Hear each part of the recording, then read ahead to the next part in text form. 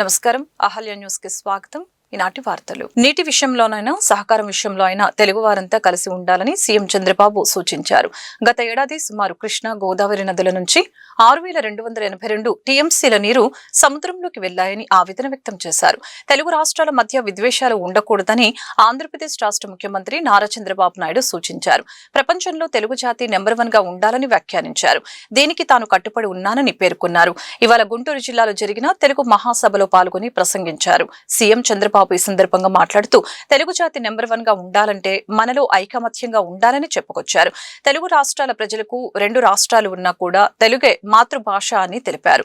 2 రాష్ట్రాలు కలిసి ఉంటే ఎన్నో సమస్యలకి పరిష్కారం లభిస్తుందని పేర్కొన్నారు. ఎన్టీఆర్ సీఎం అయ్యాకనే సాగర్ జలాలను ఉపయోగించుకునేలాగా ఎస్ఎల్బీసీ, ఎస్ఆర్బీసీ ప్రాజెక్టులు తెచ్చారని ప్రస్తావించారు. పోయిన సంవత్సరం దగ్గర 6,282 టీఎంసీ నీళ్లు గోదావరి కృష్ణాలో సముద్రంలోకి వెళ్ళాయి. గోదావరిలో నీళ్లు పుష్కరంగా ఉన్నాయి. అందుకే మీరు చూసినప్పుడు నేను ఎప్పుడు కూడా గోదావరి నీళ్లు వాడుకుంటే ఎప్పుడు నేను అడ్డు చెప్పలేదు. విభజన తర్వాత కాళేశ్వరం ప్రాజెక్టు కట్టినప్పుడు గోదావరి పైన ఎన్ని ప్రాజెక్టులు కట్టినా పర్వాలేదు, మనకు నీళ్లు వస్తాయనే ఉద్దేశంతో నేను ముందుకెళ్ళాను. గడిచిన 40 సంవత్సరాల్లో 3,000 టీఎంసీ నీళ్లు గోదావరి నుంచి సముద్రం లేకపోతున్నాయి. పోలవరం ప్రాజెక్టు పూర్తవుతుంది. కృష్ణా గోదావరి అనుసంధానం జరుగుతుంది. నా జీవితంలో ఒకటే కోరిక, ప్రపంచంలో తక్కువ నీటి వినియోగం చేసే దేశం భారతదేశం. ఎన్నో సంవత్సరాలుగా పోరాడుతున్నా, ఎన్నో సంవత్సరాలుగా ప్రయత్నం చేస్తున్నా, గంగా కావేరి కలవాలి, దేశంలో నీటి సమస్య పూర్తిగా పరిష్కారం కావాలనేది నా అభీష్టమని మరొక్కసారి మీ అందరికీ విజ్ఞప్తి చేస్తున్నాను.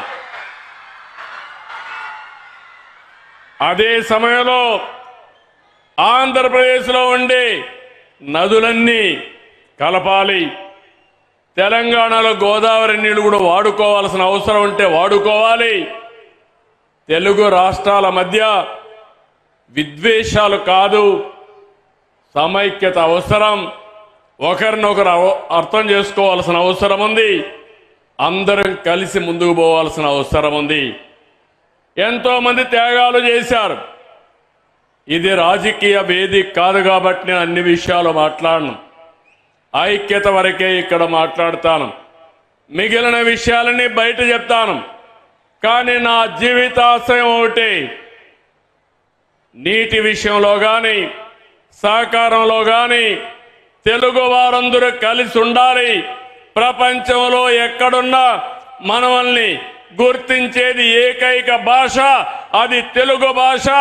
ఆ భాష ముందుకు పోవాలంటే తెలుగు జాతి తరతరాల మధ్య కుటుంబ బంధాలను భాష బలపరుస్తుందని కేంద్ర మంత్రి పెమ్మసాని చంద్రశేఖర్ అన్నారు. 3వ ప్రపంచ తెలుగు మహాసభల్లో పాల్గొన్న ఆయన తెలుగు భాష పరిరక్షణకు అందరూ పాటుపడాలని పిలుపునిచ్చారు. ఆంగ్లం నేర్చుకోవడం తప్పు కాదు, తెలుగు మర్చిపోవడం తప్పేనని కేంద్ర మంత్రి పెమ్మసాని వ్యాఖ్యానించారు. కేవలం సంభాషణ మాధ్యమం మాత్రమే కాదు, శతాబ్దాలుగా ప్రతిధ్వనిస్తున్న మన పూర్వీకుల స్వరం, 1000 సంవత్సరాలు పైగా సాహిత్య సాంప్రదాయాన్ని నింపుకున్న ఒక మహా సముద్రం. అన్నమాచార్యుల కీర్తనల నుండి శ్రీ విప్లవ కవిత్వం వరకు, మహాభారతం నుండి విశ్వనాథ సత్యనారాయణ ఆధునిక సాహిత్యం వరకు తెలుగు ప్రపంచానికి విజ్ఞానాన్ని, వినోదాన్ని, విప్లవ స్ఫూర్తిని అందించినటువంటి భాష ఈ తెలుగు భాష. భాష చనిపోతే సంస్కృతి చనిపోతుంది, సంస్కృతి చనిపోతే మనకి గుర్తింపు మాయమవుతుంది అని కూడా మీరు అందరూ తెలుసుకోవాలి. ఇంట్లో తెలుగులో మాట్లాడాలి. నేను కూడా అమెరికాలో ఉన్న మా పిల్లలతో ఎప్పుడు తెలుగులోనే మాట్లాడతాం. ఎందుకంటే తల్లిదండ్రులే మొట్టమొదటి గురువులు పిల్లలకని తెలుసుకోవాలి. తెలుగు కథలు, తెలుగు సామెతలు చెప్పాలి, తెలుగు పాటలు వినిపించాలి. మన భాష విలువను, చరిత్రను, గొప్పదనాన్ని ప్రతి ఒక్కరికి తెలియజే కక్ష కట్టి తనను బీఆర్ఎస్ నుంచి బయటికి పంపించారని ఎమ్మెల్సీ కవిత ఆరోపించారు. ఎమ్మెల్సీగా తన రాజీనామా ఆమోదించాలని మండలిలో చైర్మన్ ను కోరారు. తెలంగాణ ప్రత్యేక రాష్ట్ర ఉద్యమం, తెలంగాణ జాగృతి ఏర్పాటు, ఎంపీగా పోటీ చేసే క్రమం వరకు జరిగే పరిణామాలను వివరించారు. ఈ సందర్భంగా కవిత భావోద్వేగానికి గురయ్యారు. బీఆర్ఎస్ లో ఎలాంటి ప్రజాస్వామ్యం లేదని, కనీసం తన వాదన లేకుండా బహిష్కరించారని తెలిపారు. బీఆర్ఎస్ హయాంలో అమరజ్యోతి నుంచి అంబేద్కర్ విగ్రహం నిర్మాణం వరకు అవినీతి జరిగిందని తీవ్ర ఆరోపణలు చేశారు. ప్రభుత్వం జరిగిన అవినీతి గురించి కేసీఆర్ కు వివరించానని, ఆయన కనీసం పట్టించుకోలేదని తెలిపారు. ఇక్కడ పోటీ చేయాలని ఆనాడు టీఆర్ఎస్ పార్టీ నాకు పిలిచి పార్లమెంట్ టికెట్ ఇచ్చింది అధ్యక్ష. నేను ఎప్పుడు కూడా వారిని అడుక్కొని టికెట్ తీసుకోలేదు అధ్యక్ష. ఆ నిజామాబాద్ ప్రజలు దాన్ని గౌరవించారు. ఏ రోల్ ఇస్తే ఆ రోల్లో పనిచేసుకుంటూ వెళ్ళినాం అధ్యక్ష. ఎవరు వచ్చిన అధ్యక్ష నేను కాదనకుండా నాకెంత వీలైతే అంత పనిచేసి పెట్టేటటువంటి ప్రయత్నం చేసిన అధ్యక్ష. అయినా సరే ధైర్యం వదులుకోకుండా మొక్కువని ప్రయత్నంగా నేను ప్రయత్నం చేస్తూనే వెళ్ళాను అధ్యక్ష. తెలంగాణ సమాజానికి ఏదైతే ప్రశ్నించడం నేర్పించినటువంటి బీఆర్ఎస్ పార్టీ అధ్యక్ష, అంతర్గత వేదికలలో అనేక సందర్భాలలో నేను ప్రశ్నిస్తే అధ్యక్ష నా మీద కక్ష కట్టారు అధ్యక్ష. కేసీఆర్ గారు చుట్టూ ఉన్నటువంటి కొందరు వ్యక్తులు, తప్పక చెప్తున్నాను అధ్యక్ష ఈ మాట, ఎందుకంటే భారతదేశ రాజ్యాంగం ప్రకారం రాజకీయ పార్టీలు ఏవైనా కూడా ప్రజలకు ఒక దిక్సూచిగా నిలవాలి అధ్యక్ష, ప్రజలకు ఒక దారిదీపంగా నిలవాలి. పార్టీలోనే అంతర్గత ప్రజాస్వామ్యం లేకపోతే రాష్ట్రంలో ఎట్లా ప్రజాస్వామ్యం ఉంటుందనే విషయాన్ని కూడా మనందరం గమనించాలి. కాబట్టి ఈ మాట చెప్తా ఉన్నాను అధ్యక్ష. మరి కక్షగట్టి నన్ను ప్రశ్నించినందుకు పార్టీ నుండి బయటకు పంపించారని చెప్పక తప్పదు అధ్యక్ష. రాయలసీమ లిఫ్ట్ ఇరిగేషన్ ప్రాజెక్టుపై వైసీపీ నేతల విమర్శలకు ధీటుగా ఏపీ మంత్రులు సమాధానం ఇచ్చారు. వైసీపీ సాక్షి మీడియా చేస్తున్న తప్పుడు ప్రచారంపై మంత్రులు కింజారపు అచ్చెన్నాయుడు, బీసీ జనార్దన్ రెడ్డి తీవ్ర ఆగ్రహం వ్యక్తం చేశారు.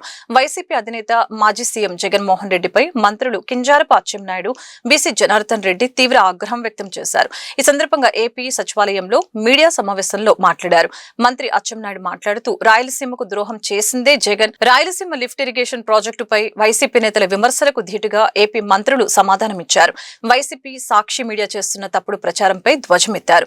జగన్ హయాంలోనే రాయలసీమ లిఫ్ట్ ఇరిగేషన్ ప్రాజెక్టు ఆగిపోయిందని స్పష్టం చేశారు అచ్చెన్నాయుడు. ఆయనే చెప్పాడు, కోర్టుకు పోదాము, భోగాపురం పోదాము, ల్యాండ్లన్నీ కూడా నిలబెట్టేస్తాము, మళ్ళీ మీకు ఏవైతే ఉన్నాయో మీ యొక్క ల్యాండ్స్ అన్ని కూడా, మీ పొలాలన్నీ కూడా మీకు వెనక్కి ఇప్పిస్తా అని చెప్పి ఈరోజు మీరు చూస్తూ ఉన్నారు. ఇంకొకటి ఏమంటాడు, మధ్యాహ్నం పూట విశాఖపట్నంలోనే ఈగలు తోలుతున్నారు. విశాఖపట్నంలో ఈగలు తోలితే ఈగలు కూడా ఉండవు అనేది ఆయన అర్థం. అది మరి ఈగలు కూడా తోలడానికి నువ్వు ఏ విధంగా నువ్వు చేసాని గొప్ప ఘనత అంటావు, ఎట్లా ఏ విధంగా ట్వీట్లు పెట్టుకుంటా ఉన్నావు, కనీసం ఏ విధంగా మాట్లాడుతున్నారో చూడాలని చెప్తా ఉన్నాం. ఇక్కడ ఎయిర్పోర్ట్కు ఒకటి అడుగుతా ఉన్నా, మీరు ఒక అపరిచితుడుగా మారినారా? ప్రజలు మిమ్మల్ని ఏ విధంగా చూడాలి? ఈరోజు మీరు అసత్యాలకు అంబాసిడర్గా మారి ఏది నోటికి వస్తే అది మాట్లాడుతూ ఉన్నారు. అంటే నీకు నచ్చినప్పుడు ఒక రకంగా జిఎంఆర్ గారు కనపడతారు. ఆ రోజు జిఎంఆర్ సంస్థకు ఈ యొక్క తెలుగుదేశం ప్రభుత్వంలో ఏదైతే టెండర్ల విధానంలో ఉందో ఆ టెండర్ల ప్రకారం కూడా టెండర్లు పిలవడం జరిగింది. వాటిలో క్వాలిఫైడ్ అయ్యారు. క్వాలిఫైడ్ అయిన వారికి ఒప్పజెప్పడం రెవెన్యూ షేర్ ప్రకారం కానీ ఇంకోటి కానీ క్వాలిఫైడ్ అయినటువంటి ప్రకారం ఇవ్వడం జరిగింది. అదే జిఎంఆర్ సంస్థ తీసుకొచ్చిన తర్వాత మరీ నీకు నచ్చినప్పుడు పూజ చేసుకుంటూ, అంటే ఏదైనా కానీ ఒకసారి పూజ చేస్తే సరిపోదు, 2 సార్లు ఫౌండేషన్ వేసే విధానం ఆయనకు ఉన్నాయి. ఆ విధానాలు కూడా మళ్ళీ రేపు ఇప్పుడు చెప్పబోతా ఉన్నాను. ఏదైతే దోపిడీ సంస్థ జిఎంఆర్ అన్నారు, మరి అదే దాని మీద కూర్చొని ఆయన గురించి కూడా వాళ్ళు మాట్లాడుతూ ఉన్నాడు. అదేవిధంగా మీది విధ్వంసం, మాది వికాసం. కూటమి ప్రభుత్వం వచ్చిన తర్వాతనే భోగాపురం ఎయిర్పోర్ట్ కూడా ఈ 18 నెలల కాలంలో కంప్లీట్ చేసి 95% చేసామని చెప్పారు. గతములు కూడా రాబోయే 30-40 ఏళ్ళకు కూడా అవసరం ఉంటుందని ఆ రోజు శంషాబాద్ ఎయిర్పోర్ట్ను కూడా గౌరవ ముఖ్యమంత్రి శ్రీ నారా చంద్రబాబు నాయుడు గారు పార్టీ తెలుగుదేశం పార్టీ ఎవరు ఎన్నిసార్లు ఎన్ని విధాలుగా మాట్లాడుకున్నా దాని ఫలితాలు కూడా చూస్తే 82లో ఎన్టీ రామారావు గారు పార్టీ పెట్టినప్పటి నుంచి కష్టం వచ్చినా సుఖం వచ్చినా ఎప్పుడు ఆ ప్రాంత ప్రజలు తెలుగుదేశం పార్టీకి అభిమానిస్తూ వచ్చారు. అటువంటి ప్రాంతాన్ని ఇంకా అభివృద్ధి చేయాలి. ఆ ప్రాంతంలో పారిశ్రామికంగా అభివృద్ధి జరగాలి. పారిశ్రామికంగా అభివృద్ధి జరగాలంటే ఒక మంచి ఎయిర్పోర్ట్ ఉంటే తప్పనిసరిగా మనం అనుకున్న విధంగా అభివృద్ధి చేయాలని ఒక ఆలోచన చేసి విశాఖపట్నంలో భోగాపురం ఎయిర్పోర్ట్కి బీజం వేశారు. మీ అందరికీ తెలుసు, నేను ఎమ్మెల్యే అయ్యేసరికి విశాఖపట్నం ఎయిర్పోర్ట్కి నైట్ ల్యాండింగ్ లేదు. ఏదో 1-6 ఫ్లైట్ ఉండేది. మొదటి ఎన్డీఏ ప్రభుత్వం వచ్చినప్పుడు చంద్రబాబు నాయుడు గారు ఇప్పుడున్నటువంటి ఎయిర్పోర్ట్కి నైట్ ల్యాండింగ్ ఫెసిలిటీ కూడా తీసుకొచ్చి కొత్త టెర్మినల్ నిర్మించి ఒక స్థాయికి తీసుకొచ్చారు. అయితే ఉన్న విశాఖపట్నం ఎయిర్పోర్టు నేవల్ పరిధిలో ఉంది కాబట్టి దీన్ని ఇంతకంటే మనం ముందుకు తీసుకెళ్ళలేం. అది కూడా సిటీ మధ్యలో ఉంది, ఎక్స్పాండ్ చేయడానికి కూడా అవకాశాలు లేవని చెప్పి చంద్రబాబు నాయుడు గారు ఆలోచన చేసి ఈ 3 జిల్లాలు రూపురేఖలు మారాలంటే, ఈ 3 జిల్లాలు మళ్ళీ అభివృద్ధి పదంలో నడిపించాలంటే మహిళా సాధికారతకు కూటమి ప్రభుత్వం కట్టుబడి ఉందని ప్రతిపాడు ఎమ్మెల్యే బూర్ల రామాంజనేయులు స్పష్టం చేశారు. ఆ దిశగా రాష్ట్ర ముఖ్యమంత్రి చంద్రబాబు నాయుడు వృత్తి నైపుణ్య శిక్షణ కార్యక్రమాలు విరివిగా ఏర్పాటు చేశారని గుర్తు చేశారు. లాల్పురం బ్రాండ్ జాతీయ స్థాయిలో ఇనుమడింప చేసేలాగా టైలరింగ్ లో శిక్షణ పొందిన మహిళలు కృషి చేయాలని తెలిపారు. లాల్పురం జనసేన పార్టీ నాయకులు కాటూరి శ్రీను మాస్టర్ ఆధ్వర్యంలో మహిళలకి ఉచిత కుట్టు మిషన్ల పంపిణీ కార్యక్రమం స్థానిక జనసేన పార్టీ కార్యాలయంలో ఘనంగా జరిగింది. ఈ కార్యక్రమానికి ముఖ్య అతిథులుగా MLA Burla Ramanjaneyulu, TDP senior నాయకులు ఉగ్గిరాల సీతారామయ్య, జనసేన పార్టీ జిల్లా అధ్యక్షులు గాది వెంకటేశ్వరరావు, అడప మాణిక్యాలరావు, కొర్రపాటి నాగేశ్వరరావు, వడ్రానం మార్కండేయులు, జనసేన పార్టీ కార్పొరేటర్ల దాసరి లక్ష్మీ దుర్గ, ఎర్రంశెట్టి పద్మావతి పాల్గొన్నారు. ఈ మేరకు ఎమ్మెల్యే మాట్లాడుతూ కుటుంబ మిషన్ల పంపిణీకి సహకరించిన దాతలకు ఆయన కృతజ్ఞతలు తెలియజేశారు. ఈ కార్యక్రమంలో కూటమి నాయకులు తదితరులు పాల్గొన్నారు. ఈ మేరకు ఎమ్మెల్యే మాట్లాడుతూ కుటుంబ మిషన్ల పంపిణీకి సహకరించిన దాతలకు ఆయన కృతజ్ఞతలు తెలిపారు. జనరంజకమైన కూటమి పాలనతో వైసీపీ అడ్రస్ లేకుండా పోయిందని అన్నారు. ఇక భవిష్యత్తు అంతా కూటమి ప్రభుత్వందేనని స్పష్టం చేశారు. కార్యక్రమంలో కూటమి నాయకులు పాల్గొన్నారు.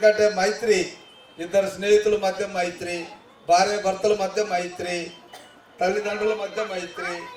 ఈ కూటమి ప్రభుత్వంలో మరి 5 వేలు కలవాలన్నప్పుడు 1 వేలు పెద్దదంటారు, 1 వేలు పొట్టిదంటారు, 1 వేలు గలావ్ అంటారు. ఇవి రకరకాలుగా ఉంటాయి. కాబట్టి ఆ సమన్వయంలో ఎక్కడైనా నేను పొరపాటు కమ్యూనికేషన్ గ్యాప్ వచ్చినప్పుడు వెంటనే వస్తాడు, అన్నా ఇక్కడ మోసం జరిగింది, ఇక్కడ జరిగింది, ఇక్కడ జరిగింది, ఇంకా నిద్రపోడు దాటి అయ్యేంత వరకు వదలడు. సో అలాంటి ఒక గట్టి నాయకుడిని మనం ఇక్కడ ప్రెసిడెంట్గా పెట్టుకున్నాం. సో ఆయన యొక్క నిజంగా కష్టం కూడా ఈరోజు మన కూటమి ప్రభుత్వం ఈ జిల్లాలో అన్ని స్థానాల్లో ఎంతో పెద్ద మెజార్టీతో గెలిచారంటే పత్తిపాళ్ళ కూడా 42,000, ఇంకొక 3 బాక్సులు వదిలేశాం. ఇంక లెక్క ఏం చేస్తామన్నారు, మా ఇక్కడే ఉన్నాడు గింజపల్లి వెంకటేశ్వర, ఏడున్నాడు తెలియదు, లేట్ అయిపోతుంది, అక్కడ అంతా సంబరాలు జరగాలి, ఇదేం లెక్కేస్తావు, వాడు ఆడున్నాడో లేడు అని చెప్పేసి బయటకు వచ్చాం. ఎవరు చేయరు అట్లా, అది కూడా లెక్కేద్దామంటారు. అయినా కూడా ఈ రాష్ట్రంలో అత్యధిక ఎస్సీ కాన్స్టిట్యున్సీల్లో మనకు ఉన్న 29 కాన్స్టిట్యున్సీల్లో అత్యధిక మెజార్టీ నాదే. కాబట్టి మీ అందరికీ నేను ఓడిపడను. అలాగే ఇక్కడ మా కొరపాటి నాగేశ్వరరావు గారు, ఆయన నాకు సీట్ ఇచ్చినప్పటి నుంచి సీటు ఇవ్వకున్న ముందు కూడా 1 ఇయర్ పాటు ఎలాంటి భేదాభిప్రాయం లేకుండా ఎవరికి ఇచ్చినా సార్ నాకు ఇస్తే మీరు చేయండి, మీకు ఇస్తే నేను చేస్తానని ఒకే మాట మీద పార్టీ నిర్ణయానికి కట్టుబడి ఒక సైనికుల్లాగా పనిచేస్తూ ఇప్పటికి కూడా అనేక కార్యక్రమాలు, రోజు కార్యక్రమాలు. ఒక్కోసారి అనిపిస్తుంది నాకంటూ తప్పదు, నువ్వు ఒక రోజు రెస్ట్ తీసుకుంటే రెస్ట్ లేదు సార్, జనసేన నాయకుడు సేనకుడు రెస్ట్ లేదు సార్ అని చెప్పి తిరుగుతూనే ఉంటాడు. అలాంటి సో మరి ఇంకా అలాగా తీసుకుంటే అబ్బాయి హరి, ఆలహరి జిల్లా అధికార ప్రతినిధి, మరి వారు కూడా సహాయ సహకారాలు అందిస్తున్నారు. మరి ఇటు సైడ్ తీసుకుంటే చెల్లెలు పద్మావతి, ఎర్రంశెట్టి పద్మావతి, మన గోరంట్ల కార్పొరేటర్ గారు గుంటూరు జిల్లా కలెక్టరేట్ ప్రాంగణంలోని ఎస్ఆర్ శంకరన్ కాన్ఫరెన్స్ హాల్లో సోమవారం ప్రజా సమస్యల పరిష్కార వేదిక స్పందన కార్యక్రమం జరిగింది. ఈ సందర్భంగా జిల్లా నలుమూలల నుంచి వచ్చిన బాధితులు తమ సమస్యల్ని పరిష్కరించాలని కోరుతూ డిఆర్ఓ కాజావలికి వినతి పత్రాలు అందజేశారు. ఆయా సమస్యల్ని సకాలంలో పరిష్కరించాలని సంబంధిత అధికారులను ఆయన ఆదేశించారు. ఈ సందర్భంగా పలువురు రైతులు మీడియాతో మాట్లాడారు. భూ సమస్యలపై ప్రస్తావించగా గుంటూరు సంక్షేమ బోర్డు స్థలం సమీపంలో నివసిస్తున్న యానాదులకు ప్రత్యామ్నాయ స్థలాలు చూపించాలని ప్రజా సంఘాల నాయకులు డిమాండ్ చేశారు. పరిధిలో ఉన్న కాకుమానవారి తోట, బొంగరాలు బీడు శ్మశాన వెనకాల యానాదులు గత 20 సంవత్సరాలు బట్టి ఆడ నివాసం ఉంటున్నారు. ఈ మధ్యకాలంలో గుంటూరు ప్రభుత్వ ఆసుపత్రి వాళ్ళు అక్కడ హాస్పిటల్ కట్టాలంటే అక్కడ తీసి పక్కన వేసుకోమని చెప్పారు ఎమ్మెల్యే గారు. మరి సంవత్సరం బట్టి ఆ పక్కన వేసుకొని ఉంటే నిన్న మున్సిపాలిటీ వాళ్ళు 3 పక్కలేసి తీసుకొచ్చి తీసేయమని గొడవ. మరి ఎమ్మెల్యే గారు ఉండమని చెప్పారు. కేంద్ర మంత్రి చంద్రశేఖర్ గారు కూడా ఆడ ఉండండి, ఆల్టర్నేటివ్ ఏర్పాటు చేసేదాకని చెప్పాడు. మరి గత సంవత్సరం బట్టి ఎమ్మెల్యే గారి దగ్గరికి, మరి అట్లానే కేంద్ర మినిస్టర్ దగ్గరికి, అట్లానే కలెక్టర్ గారి దగ్గరికి, ఎంఆర్ఓ దగ్గరికి అనేక మంది కలెక్టర్లు మారుతున్నారు, కానీ వాళ్ళ సమస్య మట్టి పరిష్కారం కావట్లేదు. వచ్చిన వాళ్ళ తీసేయండి అంటే మరి వాళ్ళ ఆల్టర్నేట్ చూపించకుండా ఏం లేకుండా వీళ్ళందరికీ కూడా కొరినపాడులో ఇచ్చారు. ఆ కొరినపాడులోనేమో కోర్టులో ఉందని చెబుతున్నారు. అవన్నీ పెద్ద అడవిలాగా తయారైంది వీళ్ళు ఇచ్చినట్లు. మరి వెంటనే వాళ్ళకి అక్కడ ఆల్టర్నేట్ ఏర్పాటు లేకుండా ఏం లేకుండా తీసేయమంటే ఆడిపోతారు. అందుకని ఈరోజు మళ్ళీ కలెక్టర్ గారిని కలిసి, మళ్ళీ పోయినసారి కూడా కలిసాము పాత సంవత్సరంలో, ఆల్టర్నేట్ ఏర్పాటు చేసేదాకుండా మళ్ళీ కలెక్టర్ గారు కూడా, ఇప్పుడున్న కలెక్టర్ గారు కూడా చెప్పారు. కనుక ఈ విషయంలో మీడియా ద్వారా మేము ప్రభుత్వానికి తెలియజేసేది ఏమందంటే, ఒక 25 స్థలాలు కేంద్ర మినిస్టర్ కానీ స్థానిక ఎమ్మెల్యే కానీ పరిష్కారం చేయలేని స్థితిలో ఈ ప్రభుత్వం ఉందని ఈ సందర్భంగా తెలియజేస్తుంది. గ్రామం నుంచి అండి, మా తాతల తరాల నుంచి సంభవించిన ఆస్తి ఏదైతే ఉందో దానిలో మా పెదనాన్నలు, బాబాయిలు, వాళ్ళ కొడుకులు కలిసి భాగాలుగా విభజించుకొని మేము పెంకుటిల్లుని పడవేసి ఇల్లు కట్టుకోవడం జరిగిందనమాట. ఇన్ని రోజుల నుంచి ఆ ఇళ్ళకి ఎవరికి రిజిస్ట్రేషన్ లేవు. మేము సొంతగా 10 అడుగుల బజార్ని వదులుకొని ఉన్నాం. ఆ బజారుని 2020లో మా పెద్ద తాత మనవరైన నడింపల్లి దానకృష్ణారావు ఎవరికి చెప్పకుండా, ఎవరిని మా నడింపల్లి సోమయ్య గారి కుటుంబ సభ్యుల్ని ఎవరిని సంప్రదించకుండా తను సొంతగా జాయింట్ బజార్ అని చూపిస్తూ దొంగ రిజిస్ట్రేషన్లు చేయించి 2020 నుంచి ఇప్పటి వరకు మా కుటుంబ సభ్యులు ఎవరు అక్కడ వెహికల్ నిలిపినా మమ్మల్ని రాకపోకలకు ఇబ్బంది కలిగిస్తూ నానా అఖండాలు చేస్తూ అక్కడ అనేక రకాలైన ఇబ్బందులకు గురి చేస్తూ మా ఫ్యామిలీ మెంబర్ల మొత్తాన్ని భయభ్రాంతులను చేస్తున్నారు. ఒక పథకం ప్రకారం తను నటిస్తూ వాళ్ళ ఆవిడ్ని అందరికంటే ముందుకు పంపించి మగవాళ్ళ మీద తిడుతున్నారని దొంగపూర్వక కేసులు పెట్టించి పెదగాకని పోలీస్ స్టేషన్ చుట్టూ తిప్పించడం జరుగుతుంది. నేను ఇండియన్ ఆర్మీలో 23 సంవత్సరాల నుంచి సర్వీస్ చేస్తా, దేశాని కోసం రక్షణ చేస్తుంటే మా కుటుంబ సభ్యుల్ని రక్షించేవారు ఎవరూ లేరండి. ఈ విషయాన్ని మీడియా ముఖంగా ముఖ్యమంత్రి వరకు పంపించి ఈ దొంగ రిజిస్ట్రేషన్లు చేస్తున్న నడింపల్లి దానకృష్ణారావు లాంటి వాళ్ళకి బుద్ధి చెప్పవలసిందిగా కోరుకుంటున్నాను. దీనితో పాటు అక్కడ నివసించే ప్రజలకి అనేక రకాలుగా ఇబ్బందికి గురి చేస్తున్నాడు. చదువుకున్న పిల్లలు ఉన్న ప్రాంతంలో ఎక్కడెక్కడి నుంచో రౌడీ మోకల్ని తీసుకొచ్చి ఆ బజార్ 10 అడుగుల బజారులో ఆయన మనుషుల్ని నిలబెట్టడం, కారులు నిలబెట్టడం, మా సొంత బజార్ని తనగా రాయించుకొని ఈ రోజు నుంచి ఎవరు వచ్చినా కూడా నేను ఒప్పుకోను అనే విధంగా మాట్లాడటం జరుగుతుంది. ఇంకా నేను కోరుకునేదండి, ఇప్పుడు మా ఇంటి కోసం నా దగ్గర డాక్యుమెంట్లు లేదు. నేను ఇక్కడ రిజిస్ట్రార్ గారి కంప్లైంట్ చేశాను. వాళ్ళు ఏం చెప్తున్నారంటే పూర్వ ఆస్తులు, దీనివల్ల మేము రిజిస్ట్రేషన్ చేయడం జరిగింది. అయితే మా కుటుంబ సభ్యుల్ని ఎవరిని సంప్రదించకుండా మీరు ఎలా చేశారు అని అడిగితే పూర్వాస్తుల కోసం మేము సంప్రదించము అని చెప్పారు. కోర్టుకు వెళ్ళవలసిందిగా వాళ్ళు చెప్తున్నారు. కానీ మమ్మల్ని సంప్రదించకుండా చేసిన సొంత బజారుని రద్దు చేయాలని నేను ముఖ్యంగా కోరుచున్నాను. ఆ బజారులో మా కుటుంబ సభ్యులకి ఎవరు సంతకం ఉన్నా కూడా నేను ఆ దారిని జాయింట్ బజార్ అనే ఒప్పుకుంటాను. మా కుటుంబ సభ్యులు ఎవరిది సంతకం లేదు, అది జాయింట్ బజారు కాదు. ఆ జాయింట్ బజారు మాదేను. మమ్మల్ని అతను వెహికల్స్ కానీ మా మోటార్ సైకిల్స్ కానీ మా పిల్లలకు కానీ ఎటువంటి ఇబ్బందులు చేయకూడదు. మా ఇష్టం అండి, అది మా రిజిస్ట్రేషన్ చేయించుకోం. తను పార్టీషన్లు చేయించుకొని ఈరోజు నా జాయింట్ బజార్ అంటే ఎలా కుదురుతుంది? పార్టీషన్ చేయించుకున్నవాడు సంప్రదించాలి, సంప్రదించలేదు. ఏదైనా ఉంటే ఒకరు అసైన్ భూములు అన్నారు, సిపాయిలకి ఇచ్చామన్నారు, లేకపోతే వేరే వాళ్ళకి ఎవరికెవరికో ఇచ్చారండి. వాళ్ళు అమ్ముతుంటే మేము కొనుక్కున్నామండి. మేము కొనుక్కున్న తర్వాత 2017 ఇది అసైన్ భూమి, ఇది పనికిరాదు అన్నారండి. అంతకు ముందర రిజిస్ట్రేషన్లు చేశారండి, బ్యాంక్ లోన్లు ఇచ్చారండి, తర్వాత పాస్బుక్లు ఇచ్చారండి. దాని కింద ఏ విధమైన రుణాలు తీసుకుంటానికి కూడా బ్యాంక్ వాళ్ళు ఎవరు అడ్డం పెట్టలేదండి. తర్వాత వచ్చేసరికి 2015 నుంచి ఇది అసైన్ భూమి, మీది కాదు చుక్కల భూమి అని చెప్పేసి పక్కన నెట్టేశారండి. అలాంటప్పుడు మేము ఏం చేయాలి మాకు అర్థం కావట్లేదు. ఇది మా తల్లిదండ్రులు ఏదో ₹1 ఇచ్చేస్తే మేము కష్టపడి కొనుక్కున్నాం. అది కొనుక్కునేది ఈరోజు మా పిల్లలకి ఇవ్వడానికి కనీసం పిల్లలు పెళ్లిళ్ళు చేయాలన్నా కూడా మా దగ్గర రూపాయి లేదు. మాకు ఉందో ఆధారం అదేనో ఏం చేయాలో మాకు అర్థం కావట్లేదు. అది మేము లోగడ మంగళగిరిలో అర్జీలు ఇచ్చామండి, ఇక్కడికి వచ్చి అర్జీలు ఇచ్చామండి, పోయిన వారం కూడా వచ్చి అర్జీలు ఇచ్చేసాం. ఇప్పుడు ఎంఆర్ఓ గారు అంటున్నారు మీకు ఇదిగోండి ఇక్కడ అర్జీ నెంబరు సబ్ కలెక్టర్ గారు పంపించింది, ఇదిగోండి 6 నెలలు అయిందండి సబ్ కలెక్టర్ దగ్గర పంపించి. సబ్ కలెక్టర్ గారిని అడిగితే నా దగ్గరికి రాలేదు అని అంటున్నారండి. ఈ అర్జీ ఎవరు ఇచ్చారో మీరు మీడియా మిత్రులు మీరు చూడొచ్చండి. మీ అర్జీ నెంబర్ దీంట్లో కూడా అన్నీ ఉన్నాయి. మరి దీనికి ఏం చేయాలి? మేము 80 సంవత్సరాల నుంచి సాగు చేస్తున్నామండి. 80 సంవత్సరాల నుంచి సాగు చేస్తున్నామండి. 80 నుంచి మాకు మేము కొనుక్కున్న 1985లో కొనుక్కున్నామండి మేము భూమిని. అక్కడి నుంచి రిజిస్ట్రేషన్ అవుతూనే వచ్చినాయండి. వచ్చిందా 2017లో ఆగిపోయినాయండి. 2017 మరి ఇప్పుడు అసైన్ ల్యాండే గవర్నమెంట్ భూమి రిజిస్ట్రేషన్ ఎవరు చేశారండి? ఎందుకు చేశారు? ఏ విధంగా చేయగలిగారు రిజిస్ట్రేషన్లు? రిజిస్ట్రేషన్ చేయకూడదు కదండి. మీ చుక్కల భూమి, పాస్బుక్ లేదు, ఏమీ లేదు.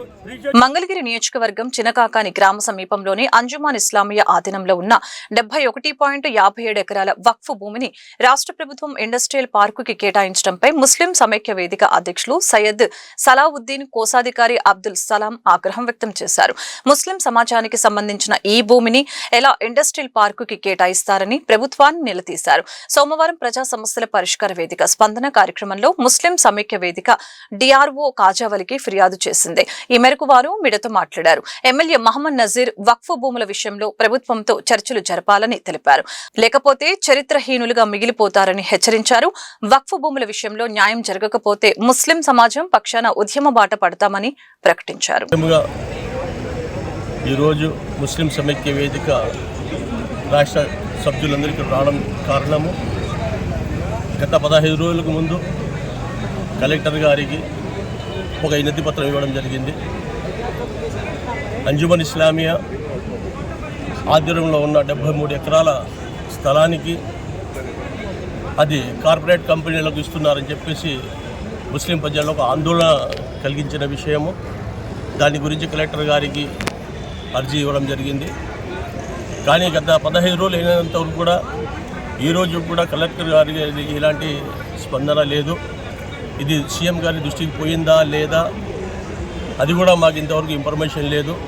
కానీ ముస్లింలలో చాలా ఆందోళనకరంగా ఇది ఏమవుతుంది అని చెప్పేసి ఆందోళన వ్యక్తం చేస్తున్నారు. కనుక ఈరోజు మళ్ళా కలెక్టర్ గారికి కలిసడానికి వచ్చాము. కానీ ఇంతవరకు కూడా ఏది కమిటీ కానీ వేయడం కానీ, అందరినీ పిలిపించి మాట్లాడడం కానీ, దీని మీద ఏదైనా చర్చ చేయడం కానీ, ఒక రౌండ్ టేబుల్ సమావేశంగా అందరినీ ముస్లిం పెద్దలను, మత పెద్దలను, అలాగే ఆర్గనైజేషన్లకు అందరినీ పిలిపించి దీని మీద ఒక కమిటీ వేసి దాంట్లో మంచి చెడ్డలు ప్రతి ఒక్కరి అభిప్రాయం తెలుసుకొని దీని మీద నిర్ణయం తీసుకుంటామని కలెక్టర్ గారు అప్పుడు చెప్పారు. కానీ ఇంతవరకు ఎవరిని పిలిపించలేదు. మాకు ఇలాంటి సమాచారం కూడా లేదు. ముస్లిం ప్రజలు చాలా ఆందోళనకరంగా ఉంది. ఈ స్థలం ఆక్రమణకు గురవుతుందా, కంపెనీలు కట్టబెడతారా అని చెప్పేసి ముస్లింలు చాలా ఆందోళన వ్యక్తం చేస్తున్నారు. కనుక ఈరోజు మళ్ళీ కలెక్టర్ గారు వచ్చాము. కలెక్టర్ గారు ఏదో సీఎం ప్రోగ్రాం ఉంది అని చెప్పేసి ఇక్కడ చెప్తున్నారు.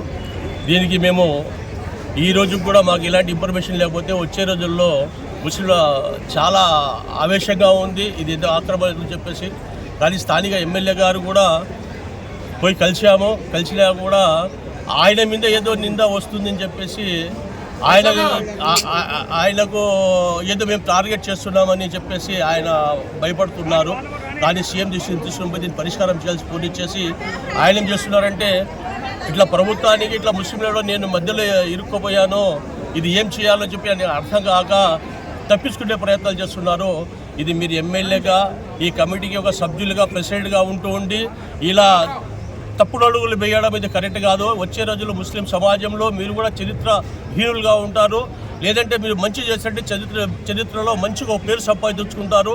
ఈ బర్కాతుకు గత 2 వారాల క్రితం మా కలెక్టర్ అమ్మ గారికి ఈ అర్జీ ఇవ్వడం జరిగింది. ఈ రోజు వరకు వారు కానీ మా తూర్పు నియోజకవర్గ ఎమ్మెల్యే గారు కూడా కమిటీ వేస్తానని చెప్పడం జరిగింది. ఎక్స్పర్ట్ కమిటీ వేస్తాము, మేము ఐఏఎస్ ఆఫీసర్లతో వేస్తామని చెప్పడం జరిగింది. కానీ ఈరోజు వరకు ఈ కమిటీలు కానీ ఏం కానీ వేయలేదు. మా జిల్లా నుంచి రాష్ట్ర వ్యాప్తంగా ముస్లిం సమైక్య వేదిక సభ్యులు పూనుకొని రావటం అనేది చాలా గర్వకారణం. గుంటూరులో తూర్పు ప్రజలు కూడా, ఆంధ్రప్రదేశ్ ప్రజలు కూడా దీని మీద స్పందించి ప్రతి ఒక్కళ్ళు ముందుకొచ్చి ఈ ఆస్తిని కాపాడుకోవాల్సిన బాధ్యత మన మీద ఉంది. ఎందుకంటే దారాదత్తం చేస్తున్నారు. ఎప్పుడో 110 సంవత్సరాల కింద పెట్టిన ప్రాపర్టీ, మన పెద్దలు మా ముస్లిం సమాజం కోసం పెట్టిన ప్రాపర్టీ కాబట్టి అది ముస్లింలకే చెందాలి. దాంట్లో అభివృద్ధి జరగాలి. అందరికీ, అన్ని కులాలు, అన్ని మతాల వాళ్ళకు కూడా దాంట్లో లాభం జరిగే విధంగా ఉండాలి తప్ప ఈ దారాదత్తం చేస్తే మా భూమి రాజధానిలో మిగిలకపోతే రేపు రాబో తరాలకు ఏమందించాలని దాని మీద మా పెద్దలు ఆలోచిస్తున్నారో అందరికీ సమాధానం చెప్పాల్సిన అవసరం ఉంది. ప్రతి ఒక్కళ్ళు తప్పకుండా దీని మీద స్పందించి ప్రతి ఒక్క గుంటూరు టౌన్లో లౌకికవాదులు, ప్రజాతంత్రవాదులు ముందుకొచ్చి ఈ ఆస్తిని కాపాడుకునే విధంగా మనం ముందుకెళ్తే బాగుంటుంది. దీని మీద కమిటీ వేసి దీని మీద కలెక్టర్ అమ్మ గారు, దీనికి కన్సర్న్ మినిస్టర్ గారు, ఈ ఎంపీ గారు, మా లోకేష్ బాబు గారు దీని మీద దృష్టి సాధించి ఫ్లెక్సీల విషయంలో గుంటూరు నగర కమిషనర్ పులి శ్రీనివాసులు వివక్ష చూపుతున్నారని తెలుగుదేశం పార్టీ అంగన్వాడీ డ్వాక్రా సాధికారిక సంస్థ గుంటూరు పార్లమెంటు ప్రధాన కార్యదర్శి లామ్ నవమి ఆరోపించారు. ఫ్లెక్సీలు కట్టే విషయంలో గుంటూరులో ఒక రూల్, 23వ డివిజన్ కి మరొక రూల్ అమలు చేస్తున్నారా అని ఆగ్రహం వ్యక్తం చేశారు. ఎవరికి ఎలాంటి ఇబ్బందులు తలెత్తకుండా క్రిస్మస్ శుభాకాంక్షలు తెలుపుతూ ఫ్లెక్సీలు ఏర్పాటు చేస్తే 2 గంటల్లోనే కార్పొరేషన్ సిబ్బంది తొలగించారని, అలాగే నూతన సంవత్సర శుభాకాంక్షలు తెలుపుతూ రెండోసారి ఫ్లెక్సీలు ఏర్పాటు చేస్తే 2 గంటల్లోనే తొలగించడం దుర్మార్గమని ఆక్షేపించారు. దీనిపై కార్పొరేటర్ సిబ్బందిని నిలదీస్తే కమిషనర్ ఆదేశాల మేరకే ఇలా చేశామని వారు సమాధానం ఇచ్చారని పేర్కొన్నారు. కార్పొరేషన్ సిబ్బంది నిర్వాహకం వలన ₹1,00,000 వృధా అయ్యాయని వాపోయారు. అసలు ఫ్లెక్సీలు తొలగించడం వెనుక ఎవరి హస్తం ఉందో తమకు తెలియచేయాలని ఆమె డిమాండ్ చేశారు. ఈ దిశగా విచారణ జరిపించాలని కోరుతూ సోమవారం కలెక్టర్ గ్రీవెన్స్ లో లామ్ నవమి ఫిర్యాదు చేశారు. అనంతరం ఆమె మీడియాతో మాట్లాడుతూ పై విధంగా స్పందించారు. నేను టీడీపీ పార్టీలో గుంటూరు పార్లమెంట్ అంగన్వాడీ తరఫున నేను ప్రధాన కార్యదర్శిగా పనిచేస్తున్నాను.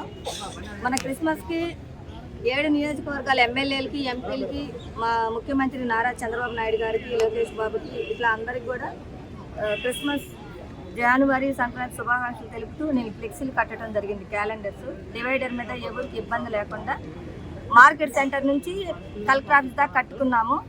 కట్టిన 2 గంటల్లోనే మా ఫ్లెక్సీలు తొలగించారు. సరే, అది క్యాజువల్గా అందరితో పాటు తొలగించారేమో అనుకున్నాము.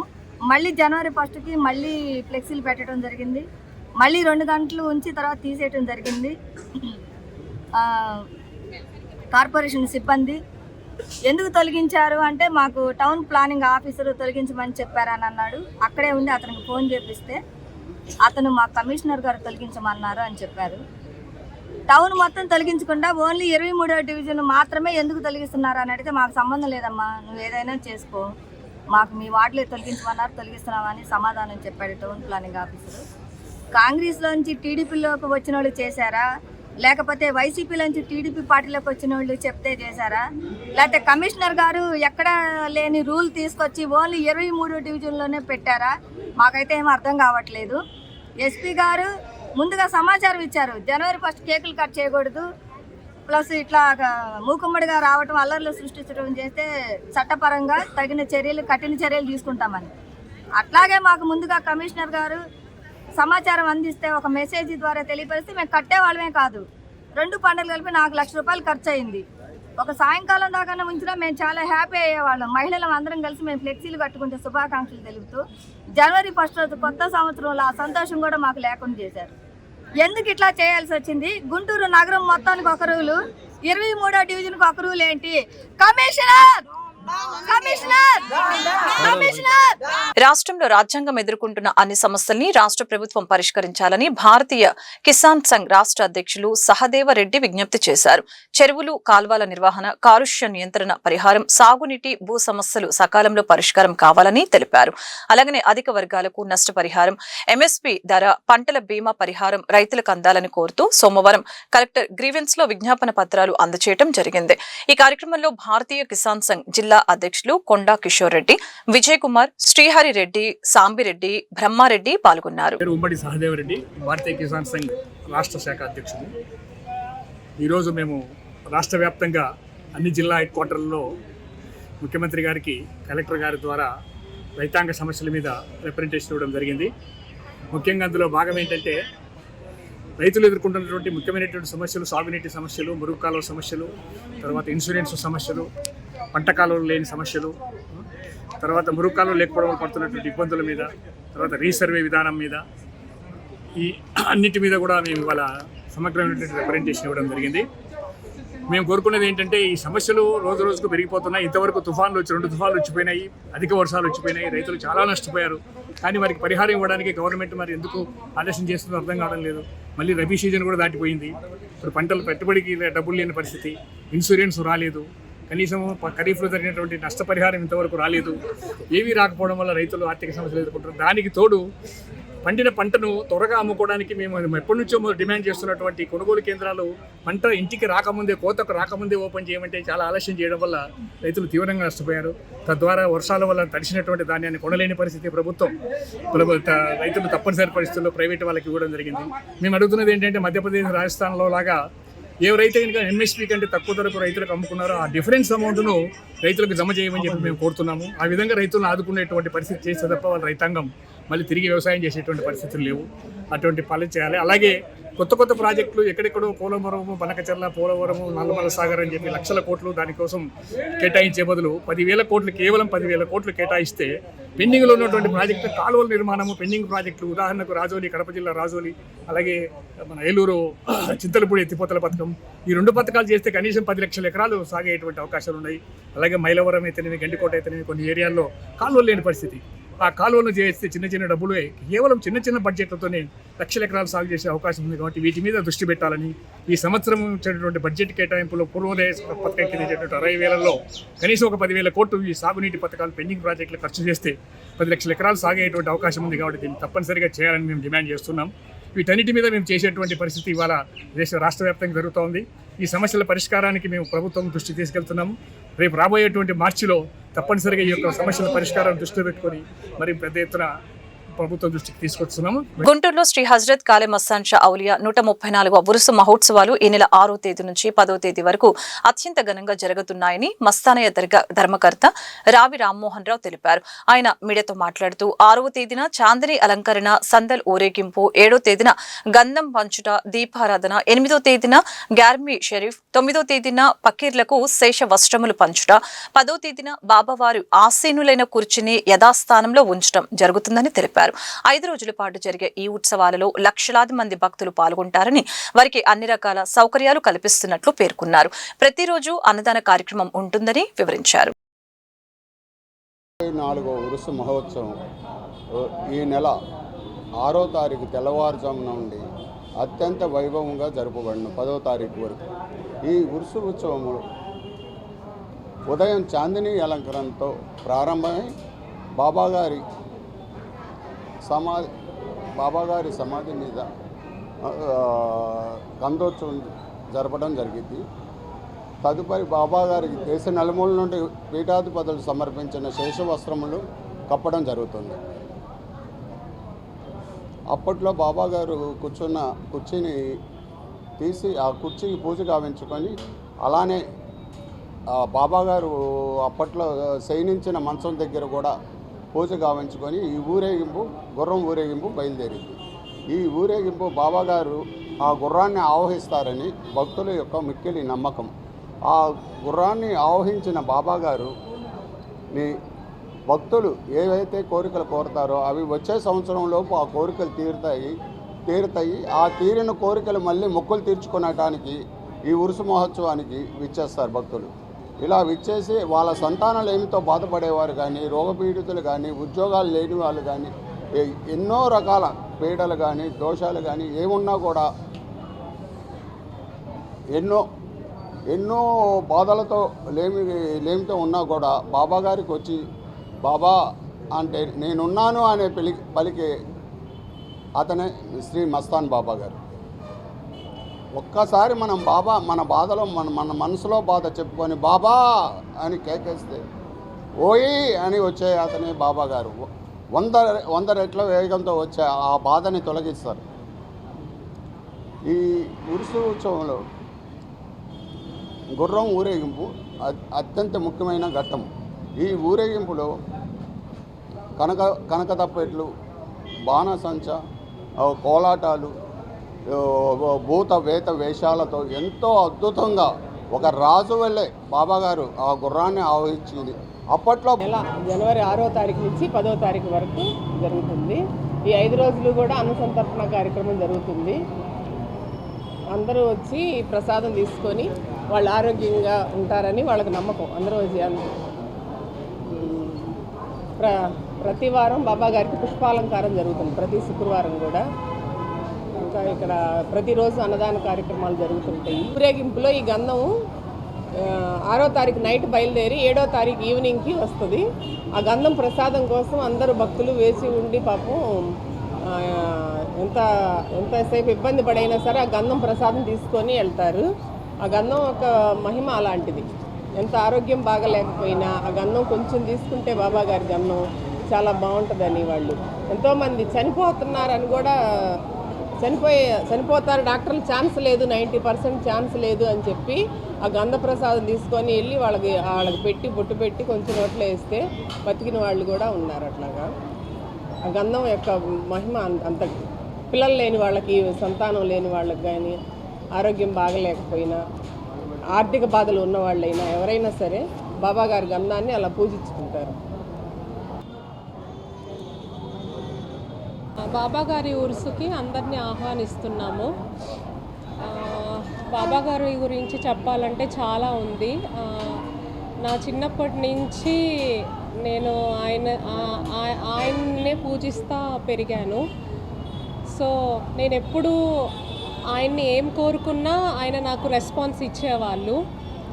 అది ఎలా అయినా నాకు రెస్పాన్స్ వచ్చేదన్నమాట. అది మంచిదైనా వచ్చేది, అది బ్యాడ్ అంటే అది నాకు వద్దు అంటే కూడా ఆ రెస్పాన్స్ వచ్చేదన్నమాట. ఒక చిన్న ఎగ్జాంపుల్ ఏంటి అంటే, నేను చిన్నప్పుడు బాగా ఆయన చుట్టూ తిరిగి బాగా విసిగిచ్చేసాను ఆయన్ని. నాకు ఇది కావాలి, మీరు ఎట్లయినా చెయ్యాలి అని చెప్పి నేను ఆయన చుట్టూ తిరిగి బాగా విసిగిచ్చేసరికి ఆయన నాకు నెక్స్ట్ రోజు కలలో కనిపించి బాగా గట్టిగా తిట్టేశారు. నువ్వు నన్ను అట్లా విసిగిచ్చొద్దు, నీకేం కావాలో నాకు తెలుసు, నేను చేస్తాను, నువ్వు నన్ను అట్లా విసిగిచ్చాల్సిన అవసరం లేదు అని చెప్పేశారు. సో ఆ రోజు నుంచి ఆయన నేను ఏమన్నా గట్టిగా అడగాలంటే కూడా భయము. సో అదొకటి జరిగింది. ఇంకొకసారి ఏంటి అంటే, వచ్చారు బాబా గారు నాకు ఇట్లా కనిపించి రా వెళ్దాము అని పిలిచారనమాట నన్ను.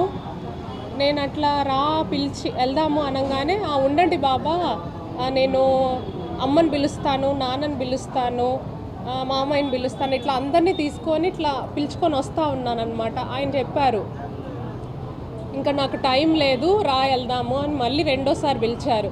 ఆగండి, ఇంకా నా కుటుంబంలో చాలామంది ఉన్నారు, నేను వాళ్ళందరినీ కూడా తీసుకొని వస్తాను అని చెప్పా. అలా అందరినీ తీసుకొని వస్తా ఉంటే ఆయన లాస్ట్ 3వసారి పిలిచారు. పిలిచేసరికి అప్పుడు కూడా నేను ఇంకా కూడా పిలుస్తున్నాను, ఆయన నా మీద నుంచి ఇట్లా ఇంకా టైం లేదు అయిపోయిందని వెళ్ళిపోయారు. అంటే ఇంకా ఆ రోజు నుంచి నాకు డైరెక్ట్గా ఆయన కనిపించట్లేదు. ఏమన్నా ఉంటే మెసేజ్ ద్వారా నాకు వినిపిస్తుంది, తెలుస్తుంది, కానీ ఆయన రూపం అయితే అదే లాస్ట్ నేను ఆయన చూడటం. నాకేమర్థమైంది అంటే, మనము చాలా డీవియేట్ అయిపోయి ఉన్నాము ఈ లోకం విషయాల్లో పడిపోయి. అండ్ ఆయన మీద ఈ వార్తలు ఇంతటితో సమాప్తం. మరొక బులెటిన్లో మళ్ళీ కలుద్దాం. నమస్కారం.